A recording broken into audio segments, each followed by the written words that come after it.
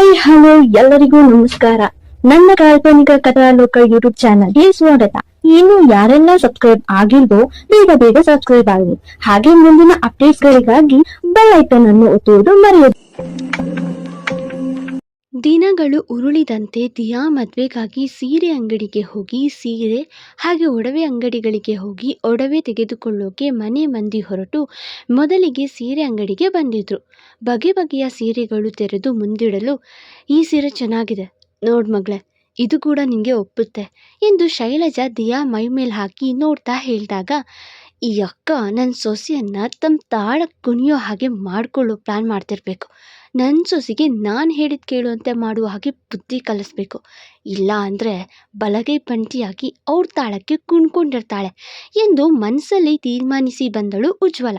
ಸೊಸೆಯನ್ನಿಟ್ಕೊಂಡು ಮುಂದೆ ತನ್ನ ಸಾಮ್ರಾಜ್ಯ ಕಟ್ಕೊಳ್ಳೋ ಆಸೆಯಲ್ಲಿ.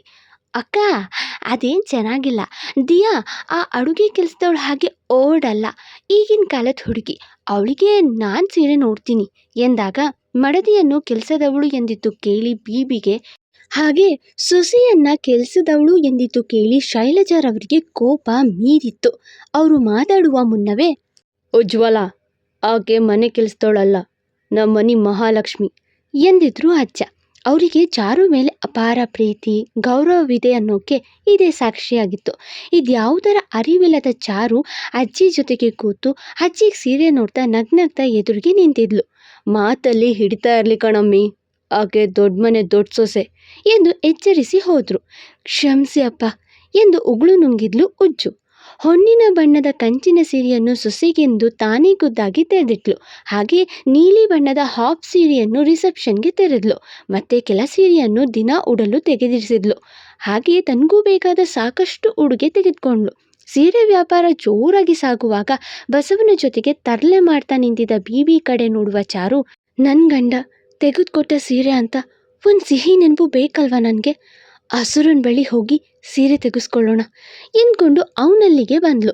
ಹೋಗೋ ಮುನ್ನ ಅವಳಿಗಾಗಿ ಒಂದು ಸೀರೆ ಆಯ್ಕೆ ಮಾಡಬೇಕು, ಅದನ್ನು ಉಟ್ಟು ಅವನ ಮುಂದೆ ತನ್ನ ಸೌಂದರ್ಯವನ್ನು ಮತ್ತಷ್ಟು ಹೊಗಳಿಸಿಕೊಳ್ಳಬೇಕೆಂಬ ಆಸೆ ಅವಳಿಗೆ. ಹಾಗೆಯೇ ಗಂಡಸರದು ಸಣ್ಣ ಶಾಪಿಂಗ್ ಇತ್ತು.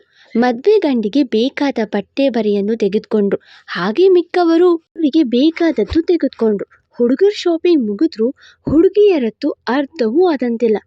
ಅಣ್ಣ, ಈ ಹೆಣ್ಮಕ್ಳನ್ನ ಕರ್ಕೊಂಡು ಸೀರೆ ಅಂಗಡಿಗಂತೂ ಬರಬಾರ್ದು ಕಣಣ್ಣ, ಕಡೆ ಪಕ್ಷ 10 ಎಮ್ಮೆನ ಮೇಯ್ಕೊಂಡು ಗುಡ್ಡಕ್ಕೆ ಹೋಗಿ ನಿದ್ದೆ ಮಾಡ್ಕೊಂಡು ಬಂದ್ಬಿಡ್ಬೋದು, ಆದರೆ ಈ ಹೆಣ್ಮಕ್ಳು ಸೀರೆ ಆಯ್ಕೆ ಮಾಡೋದು ಮುಗ್ದಿರ್ಕಿಲ್ಲ ಎಂದು ಬಸವ ಚಾಡಿ ಹೇಳುವಾಗ, ಅವರು ಸುಂದರವಾಗಿ ಕಾಣಿಸ್ಬೇಕು ಅಂತ ಯಾಕೆ ಅಂದ್ಕೊಳ್ತಾರೆ ಹೇಳು, ಲಕ್ಕಿ ಕೇಳಿದ.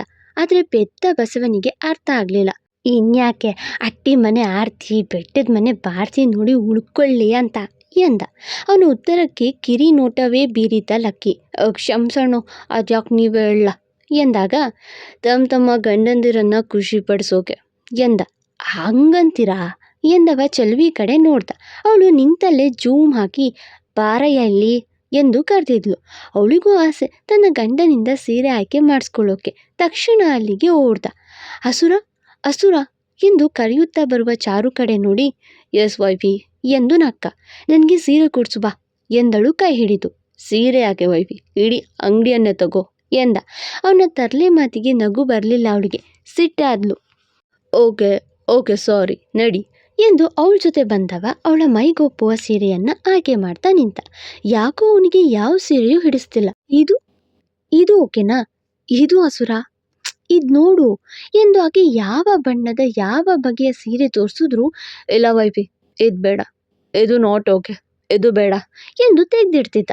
ಕಡೆಗೆ ನವಿಲು ಹಸಿರು ಬಣ್ಣದ ಸೀರೆ ನೋಡಿ ಅತ್ತೆಗಿರಿ ಎಂದು ತೆರೆಸ್ದ. ಹಾಗೆ ಕೈಗೆತ್ತಿಕೊಂಡು ಅವಳ ಮೈ ಮೇಲೆ ಹಾಕಿ ಕನ್ನಡಿ ಮುಂದೆ ನಿಂತು ಅವಳ ಬಲಭುಜದ ಮೇಲೆ ತನ್ನ ಗಲ್ಲ ಊರಿ, ದಿಸ್ ಇಸ್ ಪರ್ಫೆಕ್ಟ್ ವೈಫಿ, ಒಳ್ಳೆ ನವಲಿನ ಹಾಗೆ ಕಾಣ್ತಿದ್ಯಾ, ಈ ಸೀರೆಗೆ ನಿನ್ನಿಂದ ಜೀವ ಬಂದಂತಿದೆ ಎಂದ. ಅವನ ರುಚಿ ಯಾವತ್ತಿಗೂ ಕೆಟ್ಟಾಗಿರಲ್ಲ, ಅದಕ್ಕೆ ಉತ್ತರವೇ ಚಾರು. ಅವಳೆಷ್ಟು ಮುದ್ದಾಗಿದ್ಲೋ ಅವನ ಆಯ್ಕೆಯು ಅಷ್ಟೇ ಮುದ್ದಾಗಿರುತ್ತೆ ಹಾಗೂ ಪರ್ಫೆಕ್ಟ್ ಆಗಿರುತ್ತೆ. ಅವನ ಆಯ್ಕೆಯ ಸೀರೆಯನ್ನ ನೋಡಿ, ತುಂಬ ಚೆನ್ನಾಗಿದೆ ಅಸುರ, ನನಗೆ ಇಷ್ಟ ಆಯಿತು ಎಂದ್ಲು. ಹಾಗೆ ಮನಸ್ಸಲ್ಲಿ, ಈ ಸೀರೆ ನೀನು ಕೊಡಿಸೋ ಕಡೆಯ ಸೀರೆ ಅಂತ ಅಷ್ಟೇ ಬೇಜಾರಾಗ್ತಿದೆ ಅಸುರ ಎಂದ್ಕೊಂಡ್ಲು. ಆದರೆ ಅದರ ಅರಿವಿಲ್ಲದವ, ವೈಫಿ ನೀನು ಯಾವ ಸೀರೆ ಹಾಕಿದ್ರು ಚೆನ್ನಾಗೇ ಇರ್ತೀಯ, ಅದರಲ್ಲಿ ನೋ ಡೌಟ್, ಬಟ್ ಈ ಸರಿ ನಿಂಗೆ ಹೇಳ್ ಮಾಡಿಸಿದ ಹಾಗಿದೆ ಎನ್ನಲು ಯಾಕೋ ಕಣ್ ತುಂಬಿತು. ಅವಳಿಗೆ ಏನಾಯ್ತು ವೈಫಿ ಎಂದು ಕೇಳಲು, ಏನಿಲ್ಲ, ನಾನಿದನ್ನು ಪ್ಯಾಕ್ ಮಾಡಿಸ್ತೀನಿ. ನೀ ನನಗಾಗಿ ಸೆಲೆಕ್ಟ್ ಮಾಡಿರೋ ಮೊದಲನೇ ಸೀರೆ ಅಲ್ವಾ, ಅದಕ್ಕೆ ಸ್ವಲ್ಪ ಎಮೋಷ್ನಲ್ ಆಗೋದೆ ಎಂದವಳನ್ನು ಹಾಗೆ ಬೆನ್ನಿಗಪ್ಪುತ್ತಾ ಅದೇ ಕನ್ನಡಿಯಲ್ಲಿ ಅವಳನ್ನು ನೋಡ್ತಾ, ಆದರೆ ಕಡೆ ಸೀರೆ ಅಲ್ವಲ್ಲ ವೈಫಿ, ಜಸ್ಟ್ ಕಾಮ್ ಡೌನ್ ಎಂದು ನಕ್ಕ. ಅವನಿಗೆ ಚಾರು ಬಿಟ್ಟು ಹೋಗೋದು ನೆನಪಿಲ್ವಾ ಏನೋ ಗೊತ್ತಿಲ್ಲ. ಆದರೆ ಅಸುರ ಎಂದು ಆಕೆ ಇನ್ನೇನೋ ಹೇಳೋ ಮುನ್ನವೇ ಅವನಿಗೆ ಫೋನ್ ಬಂದಿತ್ತು. ವೈಫಿ ನೀನು ಹೊರಡು, ನಾನು ಬರ್ತೀನಿ ಎಂದು ಫೋನಲ್ಲಿ ಮಾತಾಡ್ತಾ ಹೋದ. ಮತ್ತೆ ಅಲ್ಲಿಂದ ಸವಾರಿ ಹೊರಟದ್ದು ಒಡವೆಗಳ ಅಂಗಡಿಗೆ. ಅಲ್ಲಿ ತಮಗೆ ಬೇಕಾದ ಒಡವೆಯನ್ನು ತೆಗೆದುಕೊಳ್ತಾ ಚಾರುಗಿಂತ ತನ್ನ ಸೊಸೆಯೇ ಮೇಲಿರಬೇಕೆಂದು ಯಾವುದೆಲ್ಲ ಹೆಚ್ಚು ವೆಚ್ಚ ಇರುತ್ತದೋ ಅಂತಹ ಒಡವೆಗಳನ್ನೇ ಆಯ್ಕೆ ಮಾಡಿದ್ಲು ಉಜ್ವಲ.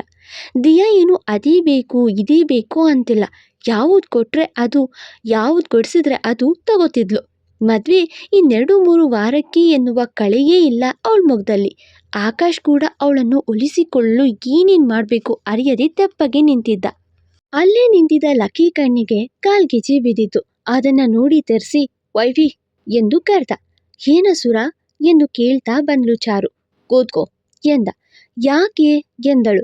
ಆದರೂ ಕೇಳಬೇಕಲ್ವಾ ಬ್ಯಾಡ್ ಬಾಯ್, ಕೂರು ಅಂದರೆ ಕೂತ್ಕೋಬೇಕು ಎಂದು ಕೂರಿಸಿ ತಾನು ಮೊಂಡಿಯಲ್ಲಿ ಕುಳಿತು, ಅಸುರ ಏನಿದು ಎದಳ ಮೇಲೆ, ಎಲ್ಲರೂ ಏನು ಅಂದ್ಕೊಳ್ತಾರೆ ಎಂದು ಕಣ್ಣು ಬಾಯಿ ಬಿಟ್ಟು ಹೇಳ್ತಾ ಇದ್ದಾಳೆ ಚಾರು. ಆದರೆ ಯಾರ ಮಾತು ಕೇಳ್ತಾನೆ ಭೂಪ, ಶು ಎಂದು ಸನ್ನೆ ಮಾಡಿ ಅವಳ ಪಾದವಿಡಿದು ತನ್ನ ಒಂದು ತೊಡೆಯ ಮೇಲಿರಿಸ್ಕೊಂಡ. ನೋಡ್ತಿದ್ದ ಆಕಾಶ್ಗೆ ಲಕ್ಕಿ ಪ್ರೀತಿ ಮಾಡುವ ರೀತಿ ಬಲ್ಲು ಹಿಡಿಸ್ತು.